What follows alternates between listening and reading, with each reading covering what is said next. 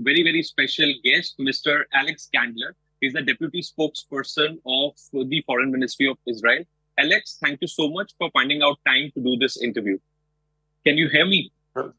Yes, I can. Shalom. Thank you very much. Yeah. Alex, what's the situation right now after Iran has attacked Israel yesterday? In fact, there is full support that Israel has from the United States. Want to know from you that what is going to be the next move of Israel in terms of attacking Iran, or there is going to be something else that Israel will do to retaliate, to respond to what Iran has done yesterday? Well, I think retaliation is an incorrect framing of the situation. Maybe response is a bit more correct. Israel allows itself a time and a way to respond to Iran's shooting of more than 180 ballistic missiles at its citizens and civilians. I don't think I'm able to speak about what we're planning or what might come, but you need to understand we have goals. We have strategic goals to reach. This is not a tit-for-tat competition between us and Iran. Maybe it is for Iran, but it is definitely not like that for us. Okay. We have logical ways and means to deal with this. One of the goals is, of course, returning 101 hostages from the hands of Hamas. Another one is to destroy Hamas completely as a military and governing force in Gaza. Another one is in the north with Hezbollah, driving it north of the Litani River, as per Resolution 1701 of the United Nations Security Council resolution. And another one is to destroy any offensive infrastructure Hezbollah has in the northern region of Israel or close to the border of the northern region of Israel. As you understand, these are all Iranian proxies. In essence, they are Iran itself, or the Islamic regime, to be more precise. The Iranian people are something else completely. Israel is fighting Iran, the Islamic regime, and its proxies, and it is trying to stabilize the Middle East, or what in India you would call Western Asia. Yeah.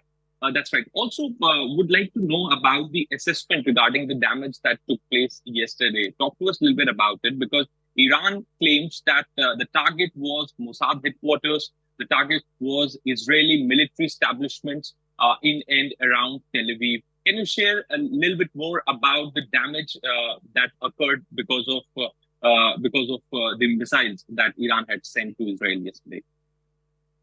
Absolutely. So I can report 0 casualties on our side, of course. No Israelis were either harmed or killed in this attack.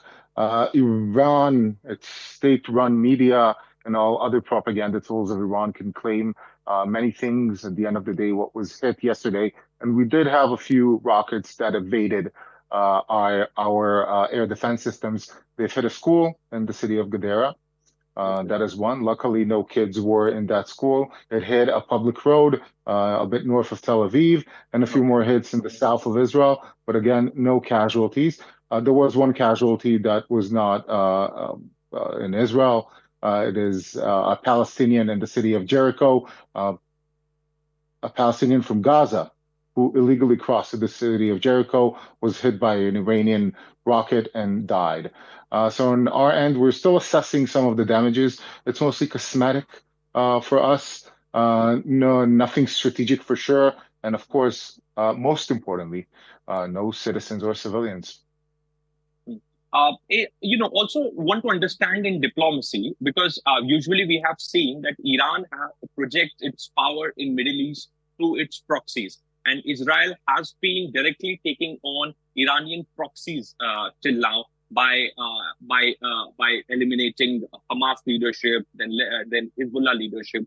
This is perhaps for the second time in a year when Iran has engaged Israel directly, militarily, by firing barrage of rocket, ballistic missiles, drones. The same thing happened in the month of April, and now again, Fateh 1, Fateh 2 was fired from Iran to Israel. So, talking about the repercussions of this, because Iran has a very effective air defense systems to stop and bring down these missiles. But if, in case tomorrow Israel does the same thing, then it would result in a catastrophe, devastation in Iran. How do you look at that? Well, we have a very capable defense system as well, and we also have very capable Air Force and other assets, as Iran most probably know. Um, we are not, again, in this game for tit and tat attacks of attacking Iran and them attacking Israel and attacking Iran and raising the stakes every time. That is not our game. Again, as I said, we have strategic goals. Iran attacking Israel is probably their way of releasing some sort of internal valve in order to show that they're still capable of engaging Israel while they're losing their proxies around the world. Hezbollah, who has lost the majority of its leadership and many of its capabilities, both in the north and in the south of Lebanon. Hamas, that is on its knees completely. The Houthis, who are unable to hurt Israel, or Kataib Hezbollah in Iraq, who is also ineffective against us. This is because there is a great coalition surrounding Israel. It is not just us. It is also several states from across the region, but also from across the world that understand that Iran is destabilizing Israel and destabilizing this, I'm sorry, not Israel, but this region. And in order to restabilize it, Iran needs to stop all of its offensive capabilities that they have invested. If you look at Iran, they don't have a strong air force. They don't have a strong ground force. What they do is proxy warfare. They set up these very powerful proxies, terrorist organizations on borders, proxies that control countries, Hamas controlling the Gaza Strip, Lebanon being controlled in a grip of Hezbollah, Kataib Hezbollah in the north of Iraq, and the Houthis controlling the western part of Yemen. This is a classic Iranian MO in order to destabilize the region by proxies that are not acting as responsible countries and states that have anything to lose. They're acting on the behest of Iran in order to attack Israel, in order to destabilize the region. And we're only one step in their way to spread their radical Shiite Islamic revolutionary agenda and ideology.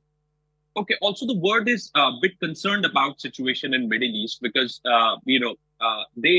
many countries have shown concern that it should not turn out into a wider conflict. It should not spill out into a wider conflict. As a diplomat, what is your assessment?